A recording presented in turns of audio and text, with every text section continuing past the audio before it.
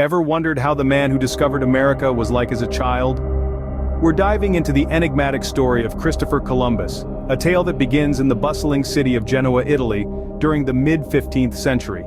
Nestled in the heart of Italy, Genoa was a city thriving with commerce and trade. Within its vibrant walls, Columbus was born to a humble family.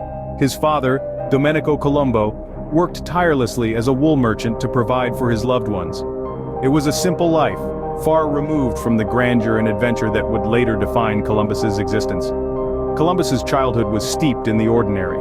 He spent his early years in the narrow, cobblestone streets of Genoa, playing with neighborhood children, helping his father in the wool workshop, and attending a local monastery for his education.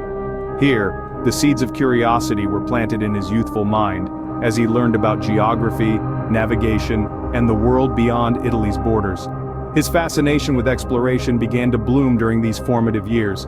He would often find himself engrossed in tales of explorers and their thrilling adventures, his heart racing with each tale of uncharted territories and the mysteries they held. The vast unexplored world called out to him, and he yearned to answer its call. Despite the ordinariness of his early life, Columbus was anything but ordinary. His dreams were larger than life and his spirit uncontainable. He was a boy with an insatiable curiosity and a burning desire to explore the unknown. His dreams were not confined to the walls of Genoa or the limits of Italy. They were as vast as the unexplored world itself. An ordinary boy with an extraordinary dream, little did he know, he was bound to rewrite history. This was just the beginning of a journey that would lead him to become one of the most influential figures in world history. A journey that would inspire generations to dream, explore, and discover. But that's a story for another time. For now, let's turn the pages back to the beginning, to a young Columbus in the heart of Genoa, on the brink of an extraordinary adventure. From a young boy to a daring sailor, Columbus's life was about to take an exciting turn. Born in the bustling port city of Genoa, Italy, Christopher Columbus was destined for a life on the high seas. As a young lad, he was drawn to the sapphire blue waters of the Mediterranean, where he cut his teeth on the basics of navigation and seafaring. His early sailing experiences saw him conquering the waves of the Mediterranean and Aegean seas. These voyages not only honed his sailing skills but also stoked the fires of his curiosity. He dreamt of the unknown, of what lay beyond the horizon, and the sea became his pathway to the mysteries of the world.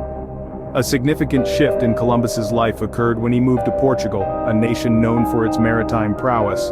Here he found a vibrant community of explorers and scholars who shared his passion for discovery.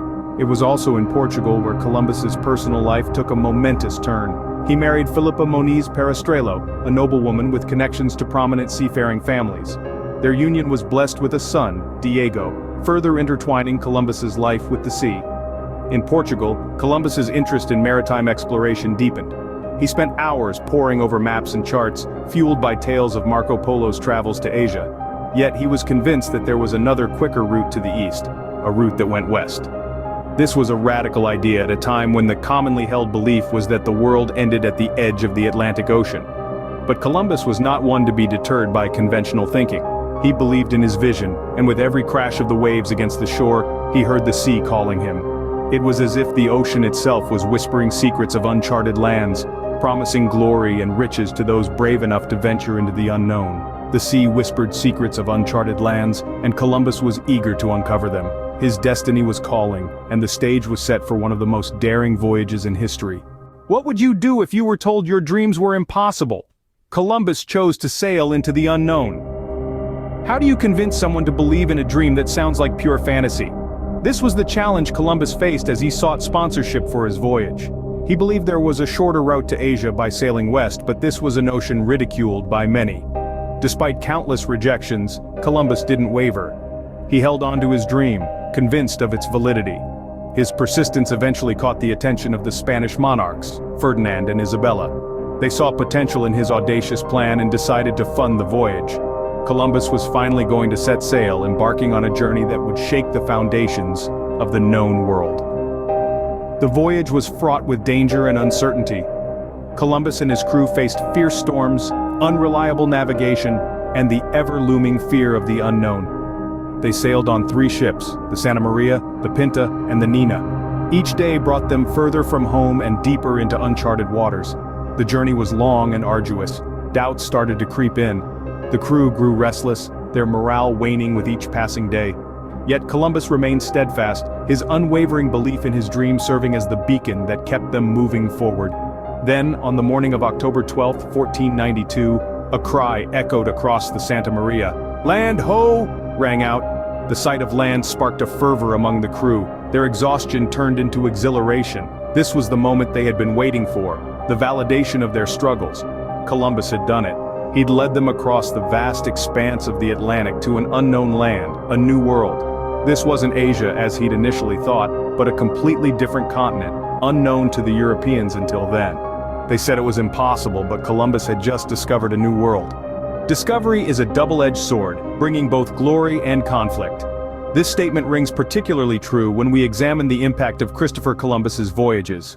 On one hand, Columbus's explorations brought about an era of unprecedented global expansion.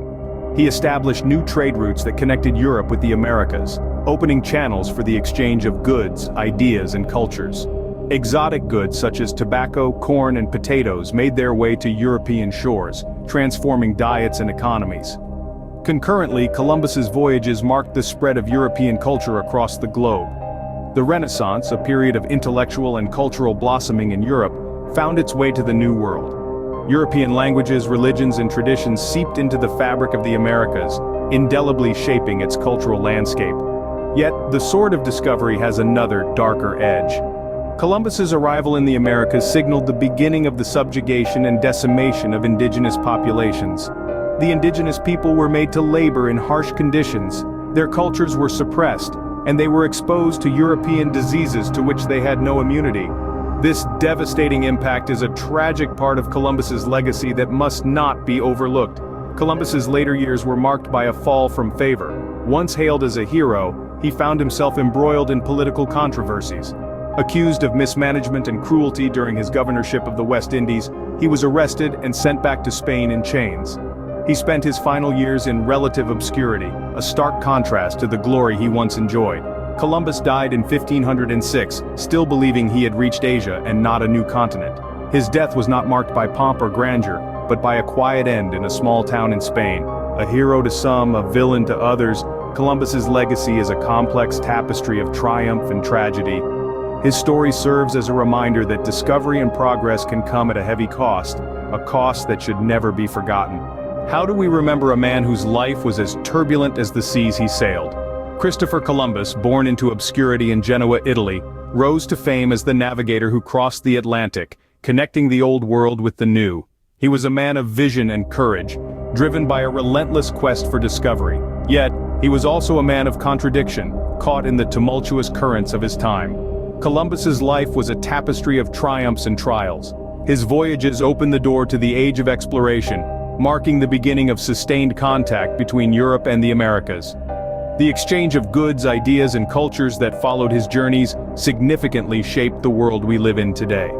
However, Columbus's legacy is not without controversy. His voyages led to the colonization of the Americas, bringing with them disease, violence, and the displacement of indigenous peoples. This darker side of his legacy has sparked an ongoing debate about the man and his impact. In the United States, Columbus Day is a federal holiday, a day set aside to honor his achievements. But it's also a day of contention. Many argue that celebrating Columbus glosses over the atrocities committed against indigenous peoples. Some states and cities have even replaced Columbus Day with Indigenous Peoples Day, a move that acknowledges the suffering of native populations while challenging the traditional narrative of Columbus as a hero. So, how do we remember Columbus? Perhaps the answer lies in recognizing the complexity of his legacy. It's about acknowledging his contributions to exploration and navigation, while also grappling with the devastating consequences of his voyages. It's about understanding the man, warts and all, and the era he lived in. Christopher Columbus, a man of courage and contradiction, left a legacy that continues to shape our world today.